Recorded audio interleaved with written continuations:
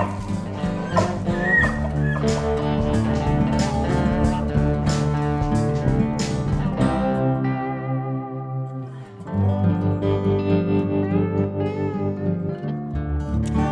welcome to this week's episode of the Stickbow Chronicles, brought to you by Blackwidow Bows. I am Rob Patudo, and yeah, this week's episode, I got a reoccurring guest.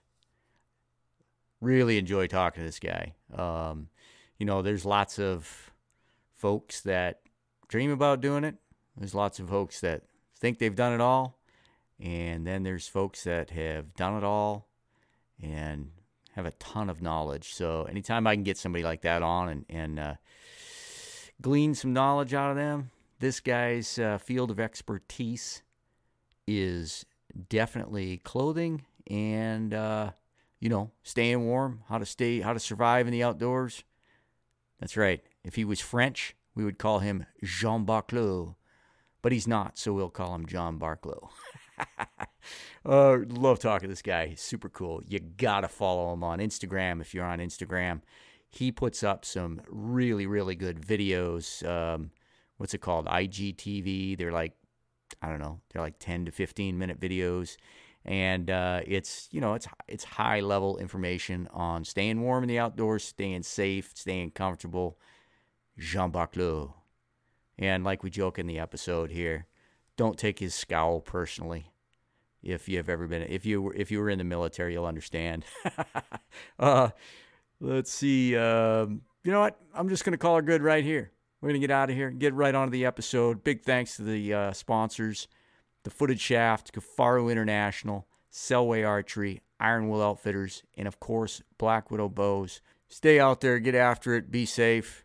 Good luck hunting. Roger out. Well, if you're like me, you hunt for a herd bull. You want to shoot the biggest bull in the mountain unless another elk walks by. Pretty much. Yeah, I haven't killed enough, nor will I ever in my lifetime to get to the point where it's the herd bull or nothing or some number, some arbitrary number in my head, But I was hunting in Utah last week for work on a work trip. And one evening, we, you could hear it going off, and we got in on just a giant rut fest. And place isn't known for huge bulls, but big enough for me. And probably 330, maybe 340 type bull, dominant in this meadow, fighting, just losing. Every bull in there was losing its mind. And I did something I'd never done before, and it didn't feel good afterwards, but at the time it felt like the right thing. And I ended up passing a bull that I had stalked. I ended up passing probably a 310-ish, 315-ish type 6x6 old bull. Because 120 yards away, it was just guy losing his mind. And I started to regret that. And I never did kill the big one. So that might be the last time I ever do that. But I had to do it once. Yeah, I did it once in the arrogance of youth. I let a 6-point bull go broadside 20, 25 yards, standing there, and the arrogance of youth is my excuse.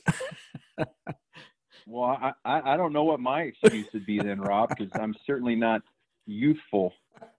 I guess just stupidity is what I have to fall back on. That's good. Yeah, I claim that too. That's what I usually use that one with my wife, though. I don't know. I'm just dumb. Well, our boy Aaron, he's I'm sure he said stuff socially, but he's probably text you or whatever. But he's regretting some bulls that he passed. Oh yeah, no, we. But he had a certain goal, and I respect that. Yeah. No, we recorded a podcast last week because we do that once a month. We do the empty quiver, him and I, and I told him, I'm like, well, because at the time, I think he had like 10 days left. And I was like, well, don't kill one and go ruin a good podcast, because he hadn't killed one at the point. And then I got to feeling bad when he didn't kill one. Well, I guess their hunt ends tomorrow or I think Tomorrow, it's, maybe? yeah, it's Thursday? Wednesday. That's what he said. Yeah, it was Wednesday. Well, cool, man. You got, another 2 weeks of hunting? Yeah, yep. Well, with work, I got another 8 days, and then I got to hang it up. So I killed a bull in Utah. I've been hitting it really hard here in Montana, and like I said, luckily because our season goes longer than most. I'm going to go out for one more week and see if I can get it done. Temps have finally started to cool off. I think it got below freezing 2 nights ago. 70s during the day, so it's enjoyable to be out there. Just need the elk to participate. Right. So you did kill in Utah? I did, yeah. The fourth evening. Yeah, we were having a really hard time getting bulls to. We could get them to talk a little bit, but they didn't really want to. They didn't really want to do anything. They didn't want to move closer. And I don't know, that Thursday night, all of a sudden, I think we got 3 bulls to come in. The third one was the one I killed, but still wasn't easy. But yeah, I was able to kill one.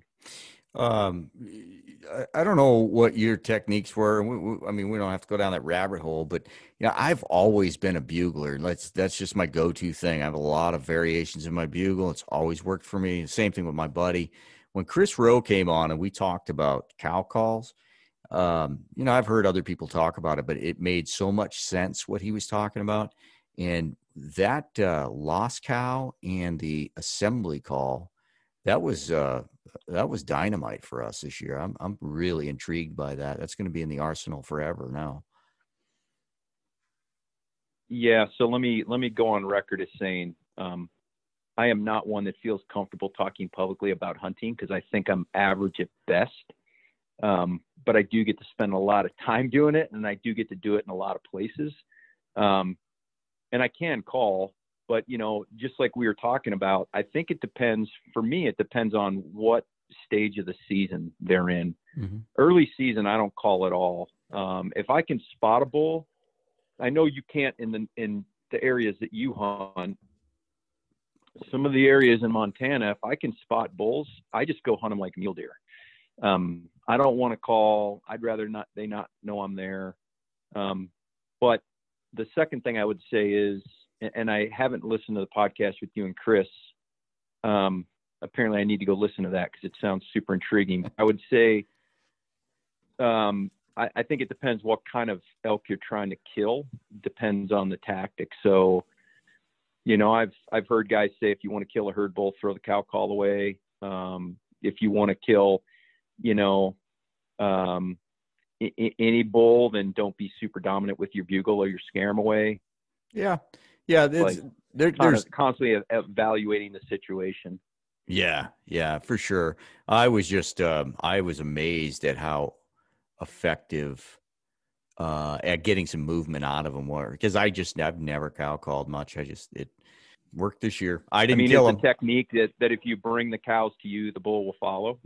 No, this particular one was, again, it depends on what you want to kill. We had a raghorn that was out there that just wouldn't even pay attention, didn't lift his head. We snuck in close, and my buddy hit that assembly call, and man, his head comes straight up, and here he came on a rope. The other time we actually saw probably a 300, 320-ish, somewhere in there. Good bull. He had 12 cows with him, and it was slim pickings this year. I mean, it was slim. But anyways, we saw him. He had 12 cows. We were trying to get in tight to him. We ended up with the cows between us and the bull, right? So we're in close. We're in within 40 yards from his cows. Had kind of lost cow called. And I think that's what allowed us to push that last 15, 20 yards, because they were kind of getting a little nervous. So now everybody's looking. And when I hit that bugle, every indication is that bull should have came around and right in, but rather than do that, he decided to pick the ladies up and head out. But it could have went either way. I mean, I've been in that position lots of times, and it could have went the other way too. So. I mean, I think in that regard, obviously they're not people in the sense that they reason, but I think they have personalities, and I think they're all different, and for sure. Some are lovers, some are fighters. And, we were having a heck of a time. We'd cow call and the cows would run. Now the bull would stay there and bugle, but the cows would run. And eventually the bull says, "Oh, I got to go with my cows." And I'd heard it, and I don't want to say I didn't believe it, but I ended up borrowing a cow call from a buddy, totally different than anything we'd been using, different manufacturer, different look. And all of a sudden they would either stick around or come right to us. The cows would. Interesting. It was dramatic. And I'm like, okay, well, and I'm not saying the other calls were bad, but for that week, for that area, for those group of elk, like they didn't want anything to do with it. So I don't know what was going on there. Interesting. Well, you've been pretty active on Instagram. Look at you go. You're a thought provoker now. Considering in April, I didn't even accept half for one cat picture on Instagram, I guess you could say. That's funny. It's been quite the journey, I can tell you that, and a bit of a mental struggle for me. Well, I had a conversation today with somebody about how bad social media is. I mean, I mean that on a bigger scale. Like, man, they're taking a lot of information. This isn't a good place. But with that being said, also blows my mind the availability of top-notch information. Shooting, whether you're shooting a compound or stickbow, hunting in general, and what you're doing with clothing systems and stoves and boots. The level of expertise that's on Instagram or on social media as a whole is just mind-boggling. You're putting out some great stuff. Yeah, no, I appreciate that. Like I said, it was a bit of a struggle for me to get to the point where I wanted to do it, but I really, I taught for essentially 20 years and I really enjoyed it. Like taught, high level in the military. And I would see what was getting put out by certain quote experts. And there was one particular post I won't go into, and I said, this is dangerous. Like the information they're putting out is dangerous. And that and being stuck at home with this virus just kind of motivated me to get off the sideline, so to speak. And I said, I can either be frustrated by this or I could do something about it. And I said, this knowledge isn't doing, the world any good being in my head. So let me try it. Maybe somebody will find some interest. Maybe it'll help somebody out and I can feel like I'm, kind of teaching again. And I would tell you the response so far has been very overwhelming and positive. So it motivates me to continue to go forward. The journey I've been on to try to do it. I mean, Rob, I can barely operate this cell phone I'm talking on. And I could tell you stories that would just, one, make you laugh, and two, make you think, boy, this guy's a real idiot. I didn't know how to post a picture. I mean, I'd figured it out, but I had other people do it. I didn't know IGTV existed. I didn't know iMovie existed. You just taught me something. So I've never heard. Fun to learn. Yeah, I've never heard of iMovie, and it took me about 3 weeks to figure out IGTV. So we might be in the same camp. Well, we're of similar age, so maybe that has something to do with it. But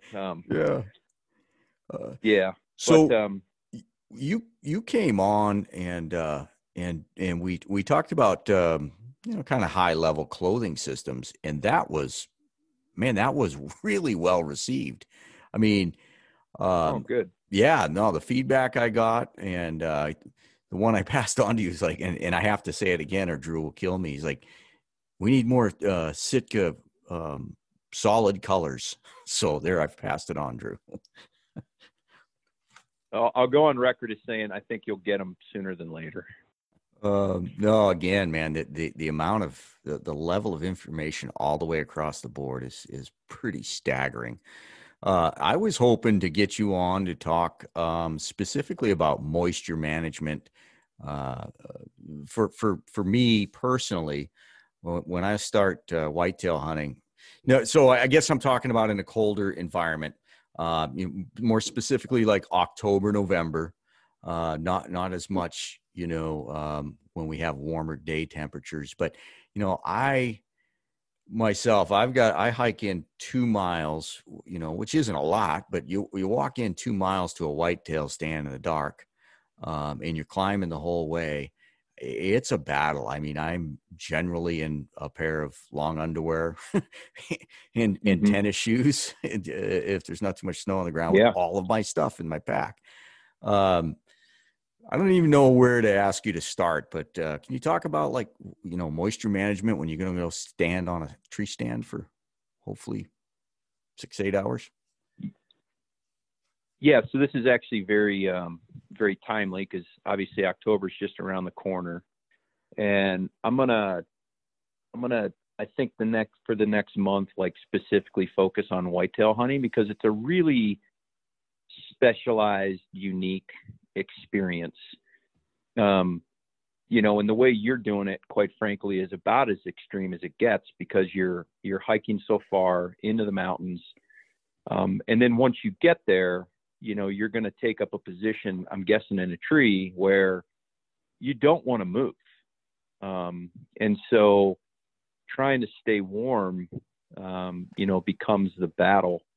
So interrupt me because I may go, I don't want to go too deep, but I'll speak kind of higher level and then we can kind of delve into rabbit holes. But so it's all about managing moisture, I think, when you're outside, either from internal, so your own, creating sweat and getting your clothes wet, or from external, rain, snow, etc.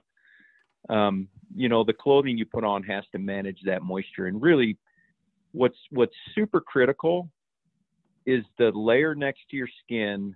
You want to move that moisture on your skin through that base layer to either the outside atmosphere or to the next layer of clothing, because generally speaking, if that next to skin layer, that base layer, is dry, then you're going to be pretty comfortable, especially when it's cold out. And, I talked a couple weeks ago about wool or synthetic base layers, kind of shooter's choice. I tend to prefer synthetic because I think it's better at moving the moisture. Wool is better at, it holds the moisture longer, but it keeps you warm. You hear this warm and wet. But I think what you're doing, leaving the truck, so to speak, in your long underwear and your tennis shoes, I like to say you need to start comfortably cool. If you're standing at the truck going, I'm going to be too cold, I'm not dressed well enough, you're probably dressed correctly for movement, especially if you're climbing up the mountain like you talked about. So really, if you break down your hunt into different phases, kind of like a military operation, you kind of have the transit phase. So that's where you're hiking into the mountain, and you need to dress a certain way for that. So comfortably cool, super lightweight. Don't wear all your insulative layers. I don't want to tell you, I'll tell you try not to sweat, but the reality is you may sweat. So now let's say you get to the objective being the tree.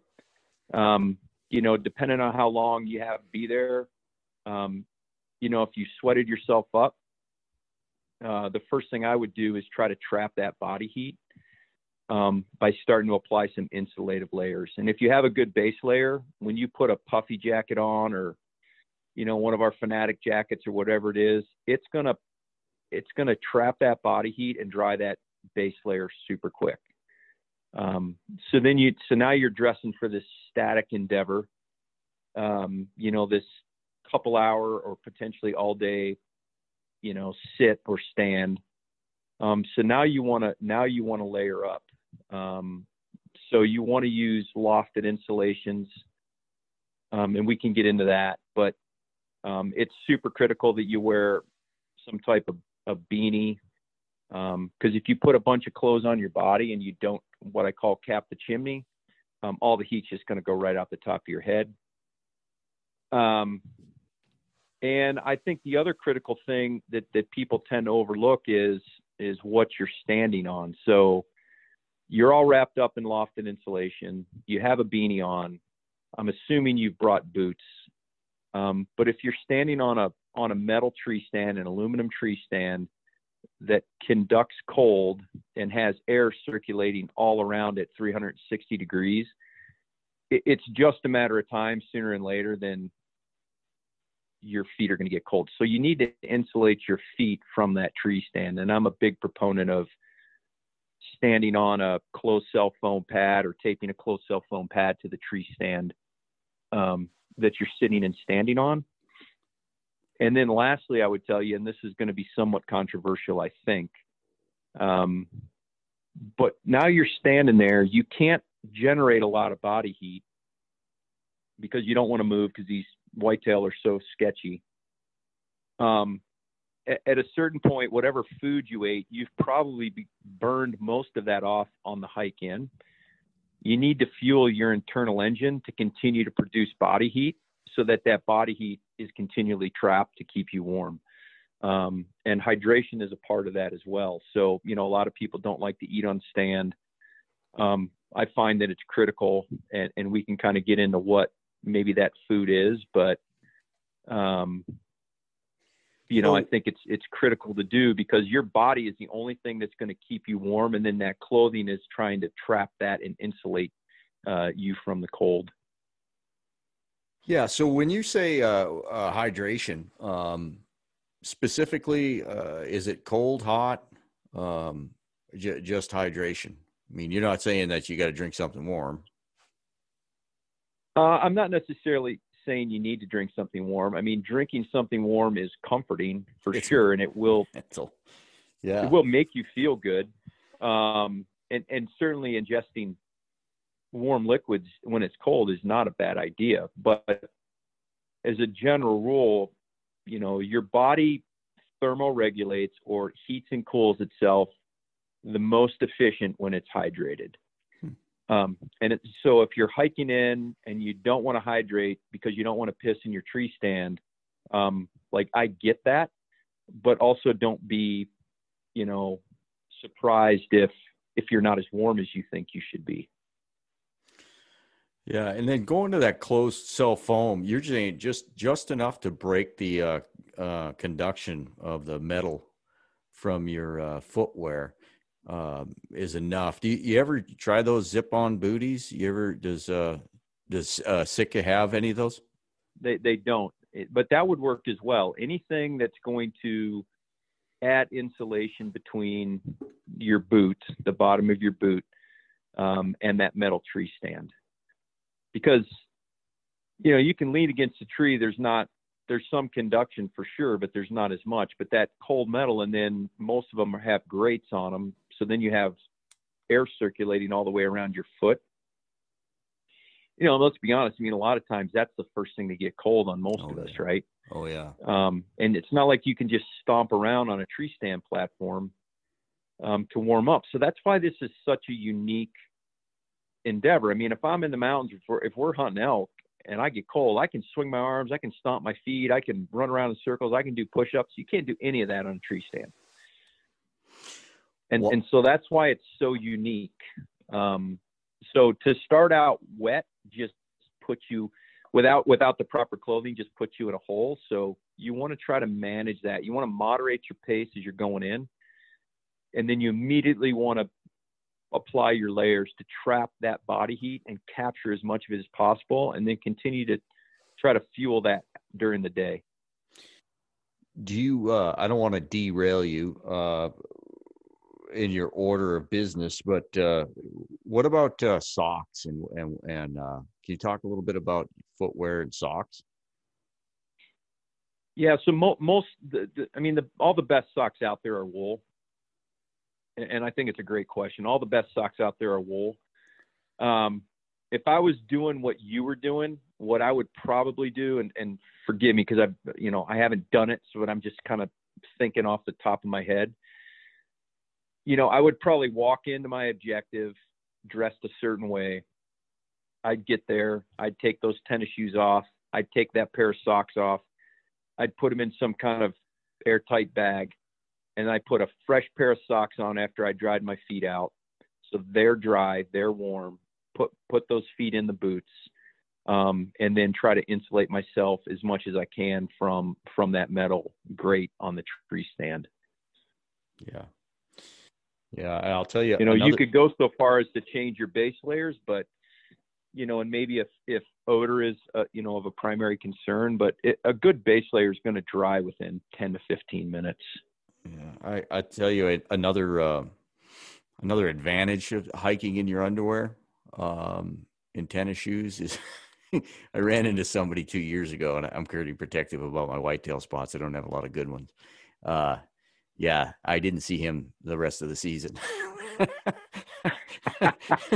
You do look a little freaking strange. There's some strange dudes in North Idaho, and I blended right in that day. And you were one of them. Yeah. Yeah, I might have been leading the charge in that guy's mind.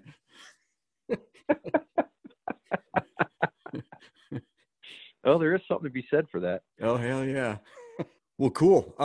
Yeah. So base layers, you're a fan of synthetics then at this time of year, even at this time of year? I am, but again, it is strictly personal preference. I mean, I do tend to wear more wool when I'm whitetail hunting. I mean, I'm not saying I'm necessarily doing it to fool the deer's nose, but anything I can do, is a benefit. So, a couple weeks ago, we hiked in the dark to this glassy knob, and I just had all synthetics on. I had a synthetic base layer, synthetic kind of heavyweight. Got there, put on my down jacket, put on my beanie, sat down on my foam pad, started glassing. And, as the sun came up, I was pretty warm. I was pretty warm, pretty quick, comfortable. The next day did the same routine, and I had synthetic base layers, but I swapped out the heavyweight fleece for a kind of heavier weight wool piece, and same general temperatures, did everything the same except for that one layer. Sat there and shivered for an hour until I got that second layer of wool to dry out. Really? It just, for me anyways, it holds that moisture closer to my skin, even though I've got a base layer. That kind of damp atmosphere, I'll use the term cooking yourself dry when you're using synthetics, and you have a good system. When you tend to have wool in the system, I like to say you're steaming yourself dry. Yeah. And so whatever that, more humid atmosphere is inside my clothes, it for me anyways, it makes me, it just makes me chilled. And I know it's going to dry, but instead of 15 minutes, it takes more like 45 minutes to an hour. So yeah, after that I was okay, but just, one day to the next, it was dramatically different. So, again, you live in a more of a damp atmosphere. You almost live in a doggone rainforest up there. Yeah, pretty close. So, managing moisture and staying dry, I think, is a huge deal. So I'm not saying anybody's wrong by using wool. I just think it's personal preference. But yeah, for me, I tend to default to synthetics most of the time. I'm just, I'm buffering. So as far as pants go, say we're talking 30 degrees and damp. What would be your go-to pants over a base layer? Yeah. So I'm a huge proponent in the whitetail stand, and again, I understand you're hiking in a little longer than the vast majority of people. I'm a huge proponent of a bib, for a couple reasons. You know, when it's breezy, it can kind of blow wind up, you know, up the back of your jacket, kind of gets the back of your small of your back cold. That can chill you out. So I think, you know, bibs is a nice way to go, because it kind of prevents that. It, you know, comes up halfway up your back. I really like, you know, some type of micro fleece. And then what I haven't talked about that I am a huge advocate of is, you know, wind stopper or some type of membrane to block the wind.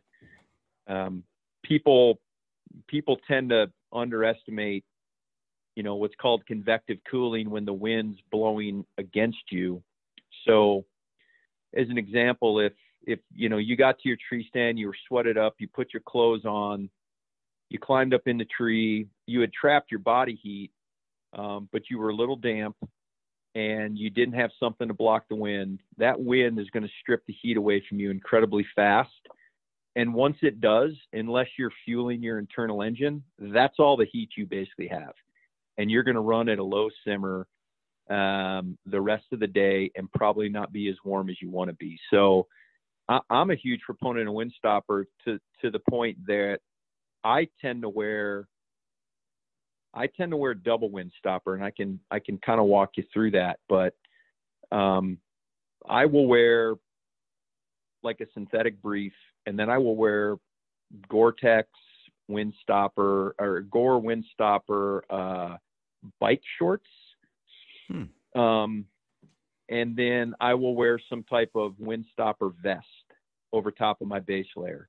And then whatever my insulative layer is, so let's just say this micro fleece bib, that also has a layer of wind stopper in it. And I've found that I can wear fewer layers and stay warmer than most, just because I believe that, one, I'm trapping that, you know, that core body heat, and then two, preventing the wind from stripping it away quicker than it needs to. So that's kind of what I would do, you know, for my lower body. And, you know, you weren't talking extreme temperatures, I don't think. You said, No. what, 30 to 40? Yeah, exactly. I mean, because, you know, we'll all experience that wide range, right? The end of October, you know, you're going to get some warm days and some colder nights. And then, man, it seems like around here, about the 1st of November, things just go to crap. And we'll get that north wind, and temperatures will be around 0 for a week, 10 days. And then it warms back up a little bit, and we start getting rain, and it's just a roller coaster here. Well, I'll tell you, you know, in my experience, I would rather have colder temps. So I would rather have below freezing temps and dry conditions than at or slightly above freezing temps and wet conditions, be it, you know, that rain snow mix that's so lovely, or just that more, you know, humid atmosphere where the dew point's a little more saturated. That's a really tough one. That is a really, really challenging environment to stay warm in. You know, I find when it gets colder, there's less of a dew point, there's less humidity in the air. And, you know, I like to joke that that's easy living, because it's harder to get wet then, you know, and it's, the atmosphere is so dry, it tends to dry you out quicker. But yeah, that 30 to 40 and a little damp those are brutal conditions. Oh, I agree with you 100%. And you and I kind of messaged back and forth a little bit this spring when I was bear hunting in June. Yeah. Would have been the first week in June, I think, somewhere around there. But it was 6 days of wet rain and snow, rain and rain and rain.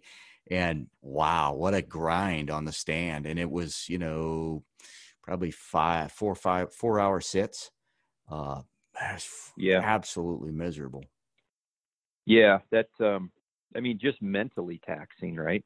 Yeah, and you don't want to get too bulky, and that's something we can touch on. Is like you got your you got your clothes on, you got your tree harness on, but not getting too bulky, but yet keeping your upper body warm and loose to draw, right? To draw your bow. Yeah. So, that's where this, whitetail hunting specifically is such a unique, specialized thing. Years ago, probably 10 years ago, me and two buddies had a lease in northern Missouri right up against Iowa. We hunted it for 3 years, and I wasn't working for the company I work for now, but so anyways, we go there, and I'm just bound and determined to sit all day, every day, because one, whitetail hunting doesn't come easy for me. And two, I just know time on stand potentially yields more opportunities. And at the end of that 10-day trip, with me pretty much sitting all day and my buddy sitting just a few hours in the morning, a few hours in the evening, I was the only one that killed a buck. And it wasn't because I was the best hunter. So then the second year, kind of the same thing starts at the beginning of the trip. And my buddy says, he goes, "How can you do this?" He goes, "I know you're not tougher than me, but you might be smarter than me." And I said, "Well, I might be tougher than you, but I don't know if I'm smarter than you." But I said, it's not how many layers I'm wearing, it's what layers I'm wearing. So, they might've had 6 or 7 layers on, and I had 3, maybe 4. Wow. But it's the proper application of those layers. So like I said, wind stopper's a huge thing. Beanie's a huge thing. But at a certain point, you can't put too many layers on, or you're not going to be able to draw your bow, or you better have practiced and have a short draw bow. I mean, I know you shoot a stick bow, but for guys shooting compounds, like, you may not be able to get to full draw, with that compound, or, you're used to coming to full anchor on your stick, and you might not be able to. So you really have to find a happy medium where, what I'm wearing is enough that I still have some ability to draw my bow, but I can also stay warm. So it's a balancing act for sure. Yeah, I see some of those guys like in Minnesota, in Wisconsin. They have some kind of sleeping bag system. They're all zipped up in like a taco. The heater bodysuit. Yeah, but I'm like, man, it's all I can do to get my bow and get in position for a shot. I can't imagine unzipping a sleeping bag and not having the damn thing fall halfway out of the tree. And man, I'd be a train wreck. I don't think I could do that without falling out of the tree, to be honest with you. I've seen some people do it, and I'm like, even if you're tied in, that's just an accident waiting to happen, in my opinion, for me. But yeah. What do you want to move on to next? I've got lofted insulation down. You want to talk about the difference in insulations? Yeah. That was something I talked about actually today, difference between down insulation and synthetic insulation. I think for the whitetail application, it's not as critical, I think, but for what you're doing, because you're hiking into the mountains to do this, I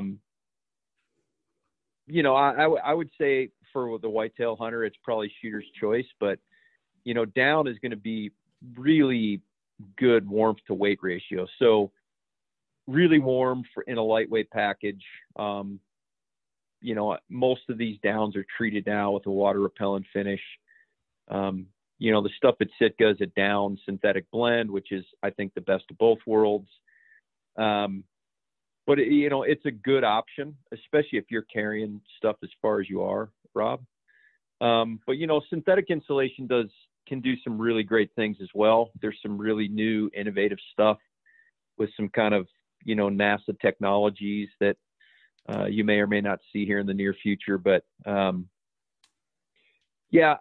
don't know if it matters, but I would say that that's 30 degrees. So once you start getting about freezing, I think, and I'll explain this in a minute, but a lofted insulation is probably a better bang for your buck than just a heavier fleece. So, what a lofted insulation is, that for people that don't know, is, you've heard the term puffy jacket. It's these jackets that look like, they're kind of inflated, and they can have either down in it or synthetic. And the whole point of that is that loft of the jacket helps trap that body heat, that you're generating. It helps trap that body heat in there. So, think of a sleeping bag, but in a jacket, or even in pants. I think pants are very underutilized in the whitetail. Lofted pants are underutilized in the whitetail space. Or you could go with a thicker fleece. So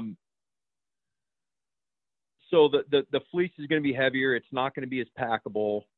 And the other thing is, if you think about, something that's, say, 2 or 3 inches thick and lofted, and it's got that ability to trap that dead air, and keep your body heat in, or if you have something that's even, half an inch thick fleece, it's not lofted. There's not that ability to trap that dead air.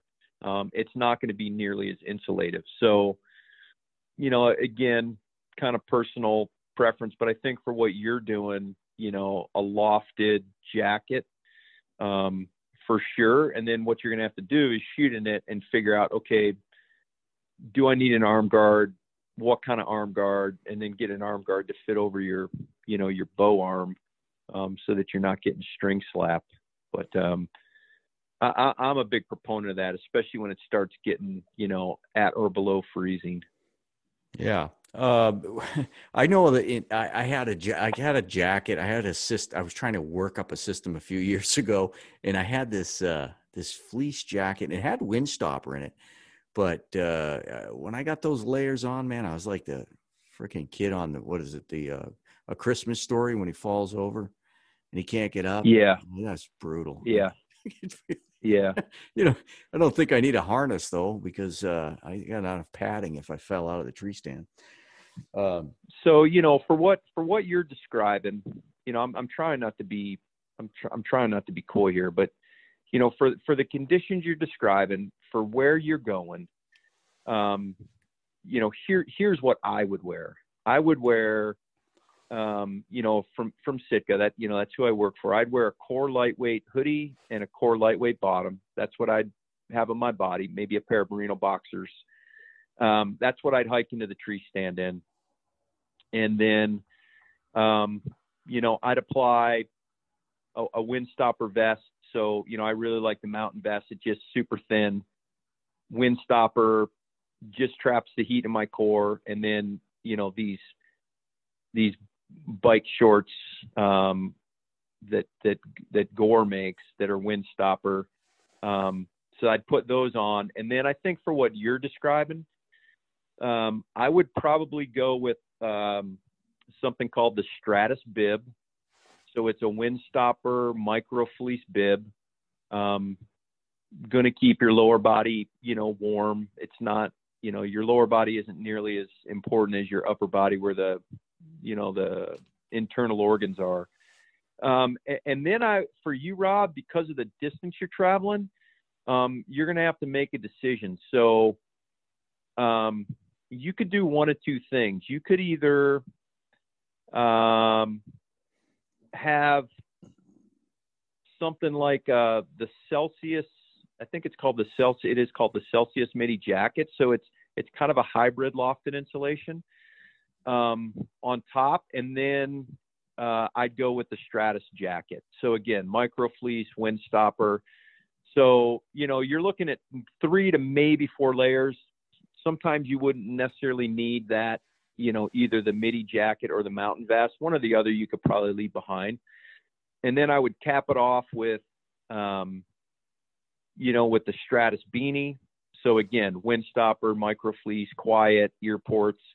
I think that's going to be light enough for you to carry. I think it's going to be warm enough, based on some of these other intangibles we talked about, to stay on stand for, what'd you say, 4-hour sits or all day sits? Oh, I'm trying to go, in November, I'm trying all day sits. But yeah. So as the temperature drops, what I would change with you is I would probably stay with the Stratus bibs, and I would maybe move up to a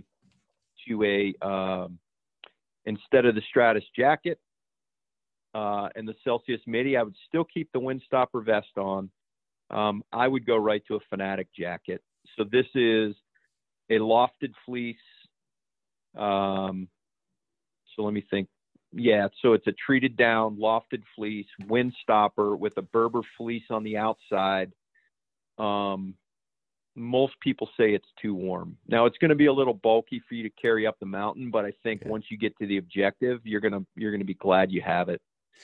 I'd still keep the same, you could put a warmer hat on, but I would just switch out that jacket, that fleece jacket, for a lofted jacket. If the day's looking like it's going to be colder.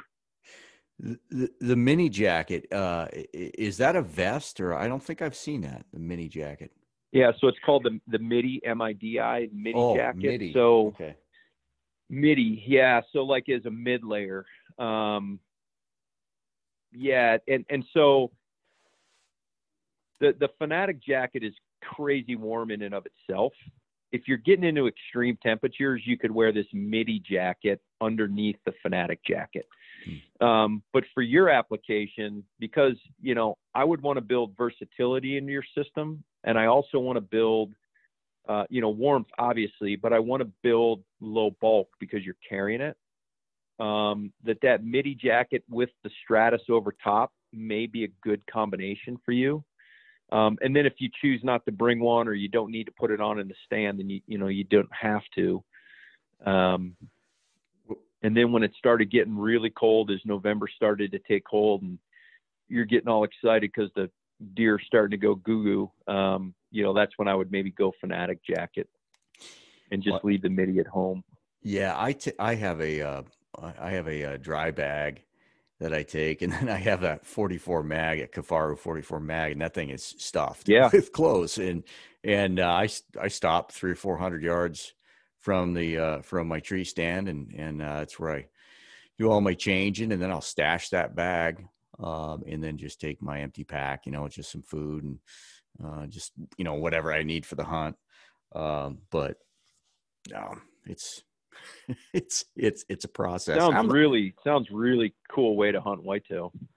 Oh, I suck at hunting whitetails, but I find them so intriguing. And, these mountain whitetails, we've done several podcasts because there's a lot of guys, a lot of folks hunt, lower land, agricultural. We don't have that here. So we're hunting mountain whitetail, and you're hunting, specifically terrain corridors, looking for those, looking for those slight benches and, where it's easy to travel for them, So are you hanging your sets that day, or do you already have stands put up in advance? I generally have a couple stands already set, and then I have one that I'll be a little mobile with if I see some movement that's different. And but the amount of deer that I see, I mean, I'll sit. I don't know how many hours I had last year, but I saw two mature bucks last year, and that's a lot of hours in the stands. And I know, folks that are, and we get one deer tag here. I know folks, they're shooting, they get 5 tags. Yeah, right. So it's not a glamorous way to hunt, but that's what we got, right? I mean, it is what we got. Right. Got to play the hand you're dealt. No, I think it's super cool. Yeah. Yeah, but you have the possibility to kill some big old warriors up there too, I'm sure. There is some really cool genetics up here. Heavy horned, one shoot 180s, 190s. There's been some 200-inch deer killed around here. But it's different. It's different. It's not, like I said, it's not the glamorous way to hunt deer, and you're not going to see piles of them. Yeah, it's Western whitetail hunting, and I say that, but I know people in Pennsylvania and West Virginia that hunt them kind of more like what you're describing. They go into the mountains and look for them. Exactly. Anything else you want to touch on clothing? No, I don't like to shoot with gloves on necessarily. I think for most people that aren't hiking as far as you, like a hand muff or something like that with some chemical heat packs is a great idea. Just to keep your hands warm and able to either grab that bowstring or release. But yeah, no, that's probably the bulk of the clothing. Yeah. Yeah. I carry a hand muffin. Those things are money. If your hands are cold, it makes for a miserable sit. Yeah. Tell me about food. Yeah. So, this is, it's personal preference, but I'll tell you the rationale behind it. So, eat whatever you want to kind of start your day. Not really a bacon and eggs guy just because it's a pain in the ass, but, hiking to your tree stand. But, what I'm trying to do is eat things that are, easily digestible, relatively, carbohydrate heavy. But because your heart rate is so low, you have the capacity to digest, more calories an hour. So I would say it's a mix between, protein and some more simple carbs. So, think, trail mixes with, dried fruit and nuts. So it's got, good fat content, which is kind of be the oak logs on the fire. And then you've also got some pine to kind of stoke it up really quick. Think candy bars and jerky, things like that you can just on a fairly routine basis, give you something to look forward to. Hey, every 30 minutes, every 45 minutes, I'm going to eat, a bit of jerky and one of them small snack size candy bars, or I'm going to take a handful of trail mix, or, something that's got some fat and protein in a more simple form. And then some simple sugars to just kind of stoke that fire back up fairly quick. And then let that protein and fat kind of burn long. And that's kind of been my routine. One, it keeps my mind kind of looking forward to something besides, staring out into the empty woods. But it keeps my metabolism going. And that metabolism is really important to continue to generate body heat as I sit there, or you sit there stationary, in the cold, with this clothing around you to protect you from the elements. Now you mentioned heart rate. Your heart rate's low, and did you say you burn more calories per hour, or is it because of the cold? You have the capacity. You have the capacity Okay. to. Maybe I misspoke. You have the capacity to process more calories an hour. Yeah. So Yeah, if your heart rate's higher and you eat some protein and you eat 400 calories, your body's not going to be able to do a lot with that when you're hiking. But when you're stationary, your heart rate's low, all your body's really trying to do is, keep its core warm. You can tend to eat more calories than you could say when you're hiking without depleting performance. So, people are weird about, and I get it, but people are weird about eating on stand. Oh, the deer's going to smell this, the deer's going to smell that. And I wouldn't disagree with them, but I would also tell them that I can't kill the deer unless I'm there. And so I need to do something to stay on stand. And I just think if you understand the mechanics of, a body heat and heat loss, that those two things can really help drive a certain strategy to keep you there, as long as you want to stay. that's interesting. I had never heard or thought about the different how your body's processing it due to your heart rate activity. Yeah, when we were moving in the mountains pretty hard and had a lot of weight on, as a general rule, our trainer, back in the military, he would say, listen, about 120 calories an hour, at about 70% heart rate is about, and I could be a little off on that, but, is about all your body's going to be able to process with a little gulp of water, or it's going to start pulling, basically blood from your legs to put to your gut to try to process that food. So you don't want to eat a lot.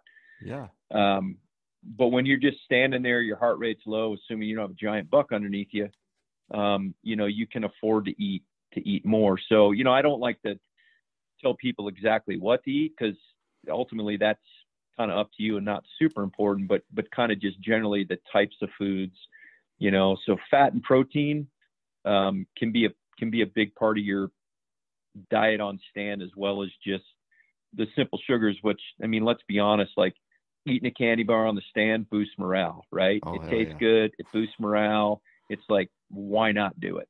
And there's some benefit to it as well. So that's all good. I hate when them little bastards, any of those candy bars are frozen. So I stick them in my pocket.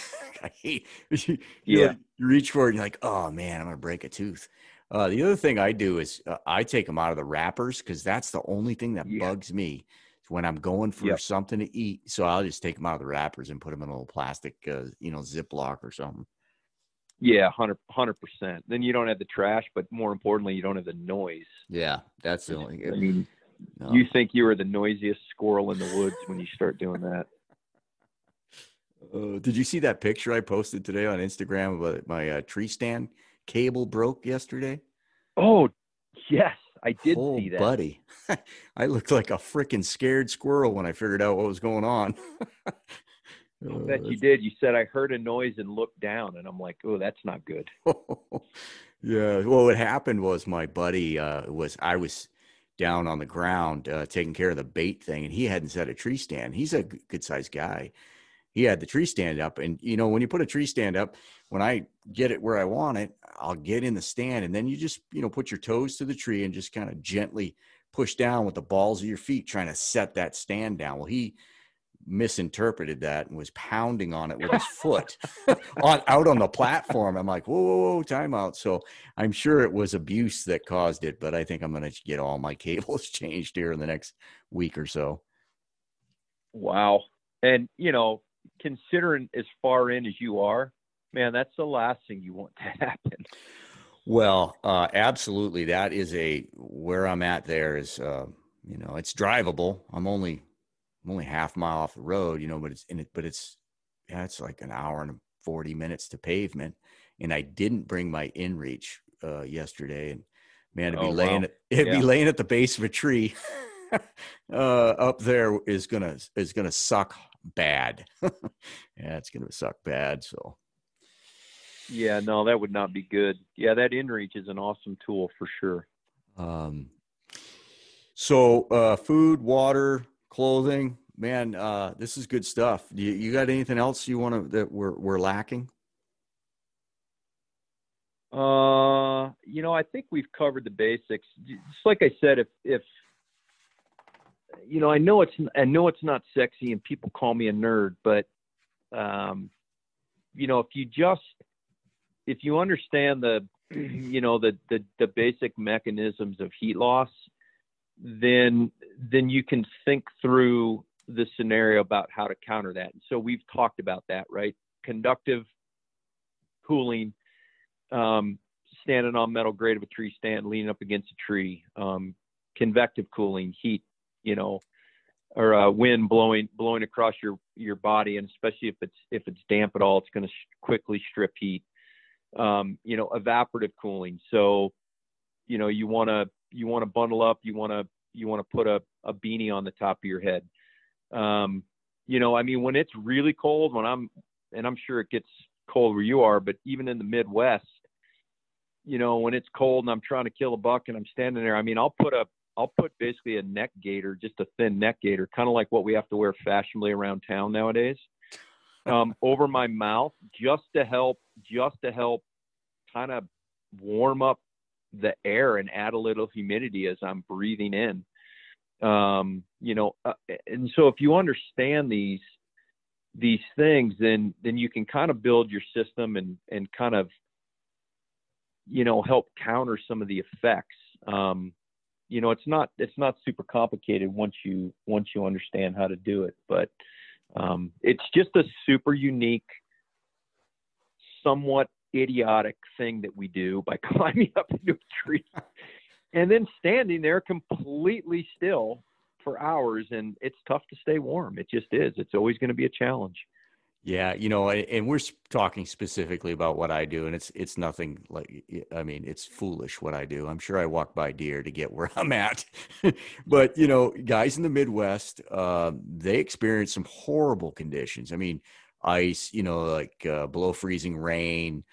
So I don't want to make light of what anybody else, I mean, Wisconsin, Michigan, Minnesota, those guys like sub-zero and wind.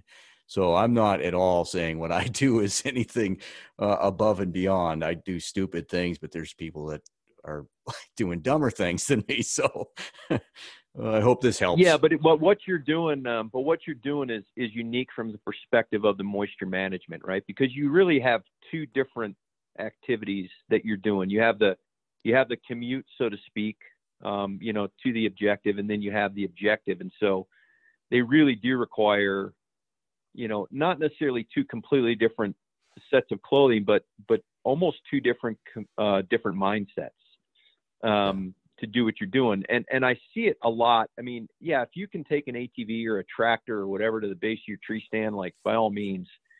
But, you know, I've seen it where guys are even hiking a half mile across a cornfield or a quarter mile across a cornfield, and they're like, well, I'm just going to wear all my stuff. Oh, yeah. And that's where I go back to saying, listen, I know it's not intuitive, and I know it's uncomfortable, but if you are dressed up, standing at the tree or standing at your truck and saying, man, I am just toasty warm, and you have to walk that quarter mile across the field to your tree stand, you are going to be sweated up. You are going to have to manage that moisture. And if you don't have good base layers or you don't have wind stopper, it is not going to be 15 minutes, and you're going to start shivering in your stand thinking about when you're going to get down, and you're not going to be thinking about that buck that may walk under your stand, right? You're also, even though it's a short commute, you're going to start to dehydrate yourself because you're going to be sweating. You're going to be probably breathing heavy. And again, you know, your body is more efficient thermoregulating itself when it's hydrated. So, you know, piss in a bottle, piss down the trunk of the tree. I don't really care what people do.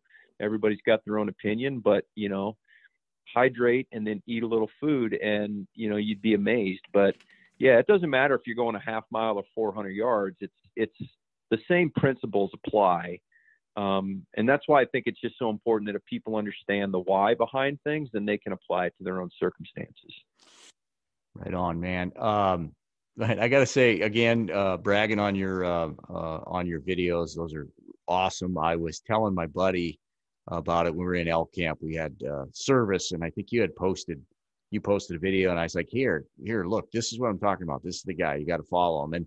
And I said, as I handed him my phone, we were in camp. As I handed him my phone, I said, now, if you watch the whole thing, you're going to feel like you're getting your ass chewed a little bit, because you're very stern looking and very like, you better bring freaking listening to me right now. I can't. I apologize. I can't help it. I revert back to my old instructor days, you know, and there's just a certain tone. I don't even dare yawn when you're. Yeah, I remember those days. I don't even dare yawn. Oh, that's hilarious. I mean, obviously, I can be that guy, but I'm really not that guy. But I kind of, hey, listen, I want to nail those talks. I mean, I'm talking like I'm giving a lesson, and I don't want to screw it up, man. No, it's good stuff. It's good stuff. Funny. That's funny. Where do people find you? I'm on Instagram only, and it's at J as in John, at J Barklow, Barklow, at J Barklow. Yeah, that's where I'm kind of posting. Just post once a week, kind of different lesson. Like I said, next probably through the month of October, maybe in November. So I'm super stoked. I drew my Iowa tag. Oh, wow.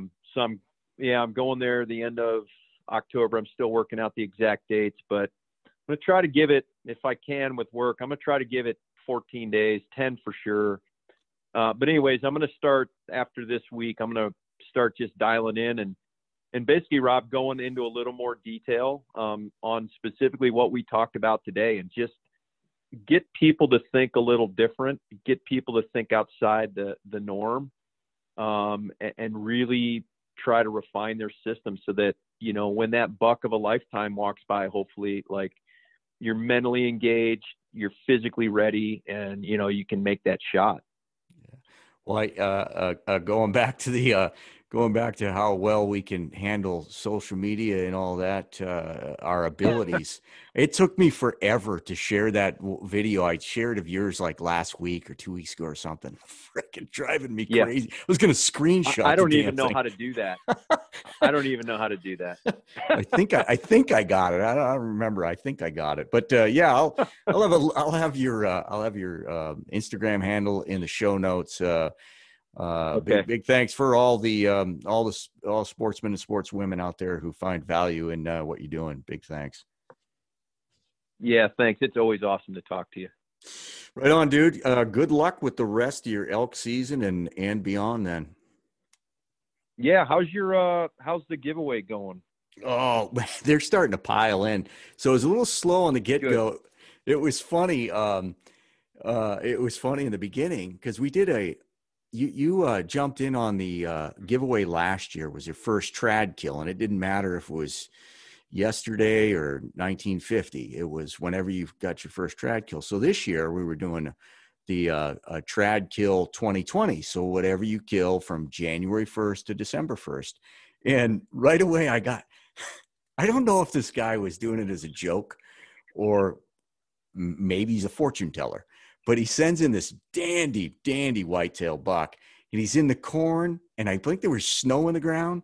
And he says, yeah, I killed this buck November 6th, 2020. And I'm thinking, wait a minute, guy. You should have hung on to that Time one. Traveling. Yeah. But we got a lot of photos of several people that like in ground blinds or in tree stands have killed deer and turkeys and bears with their kids with them. Wow. You know, yeah. So you have your 10-year-old standing there while you zip a bear. I mean, that's good stuff. So that's pretty awesome. Yeah. Yeah, it's going really good. And shoot, it's not even what, October yet. I don't know. Got 100 or so entries. So if you don't mind me asking, from talking about the social media aspect of it, are you doing that to try to, drive more people to your site, or, what besides you being just a good natured person, like, is there a benefit to these giveaways like that? For this particular one, and for one we did last year, it's really about showing people's success with a stick bow. So, you got Aaron out there and a couple other guys that are just, they're like a virus. Maybe not with elk this year, but I mean, laying game down, and you get kind of conditioned to, well, that's Aaron, that's Aaron. But then to see, number one, for, some Joe Schmo, who's pretty excited that he killed this, and now to have it put on another platform and people can say, hey, wow, that's awesome. Congratulations. Yeah. And it shows everybody else like, oh, Joe Schmo can do it. So just trying to, spread the message and promote traditional archery. Yeah. Well, that's awesome. I mean, I group you and me in together, but I think when you're doing it for the right reasons and trying to help people, like, even if I do apparently have a gruff look on my face, like, I think people appreciate that, right? Like, I think they appreciate that you're trying to help them out. Even if they don't agree with everything you say, they're like, yeah, the guy's trying to do a good job. So, yeah, it's funny. The whole thing is funny. And to be honest with you, I'm like trying at this point in life, trying to maybe step back a little bit and look and say, you're kind of playing with fire, the social media thing. Because we know it's bad. And now I've got a 14-year-old and he sees dad on Instagram. And matter of fact, he does a lot of the stuff for me. Not that he has a phone, but we'll be driving down the road and I'll say, hey, respond to that, or, hey, respond to that. So, I need to, there's some special on Netflix, really explaining how they are drilling down into your life through what you do on social media. So got to pull back a little bit, but at the same token, you get to meet so many cool people, through this podcast and you know, it's not all negative, but it surely but there is that aspect of it for sure. Yeah, absolutely. Yeah. All right, bud. Cool, man. You need me to send you a picture or anything, or are you good? Yeah, send me a picture. Send me a current one. I could use your the other one we had made up, but yeah, that'd be awesome if you send me a current picture. You want a whitetail picture? Do you want does it matter? No, as long as it's not explicit. No. That's the one. Do you want a smile on my face, or do you want my instructor Barklow face? You pick. The next time you put up a video, I'm going to be in the front leaning rest for all, what is it, 14 minutes? 14 minutes and 59 seconds. I should start a video like that one day. I'm like, all right, get in the leaning rest. Yeah. Get down and beat your face. When I'm tired. Yeah.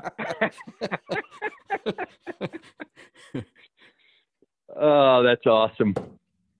Okay. I'll send you a pic, but dude, always good to talk to you, man. No, I appreciate your time. I really do. It's fun.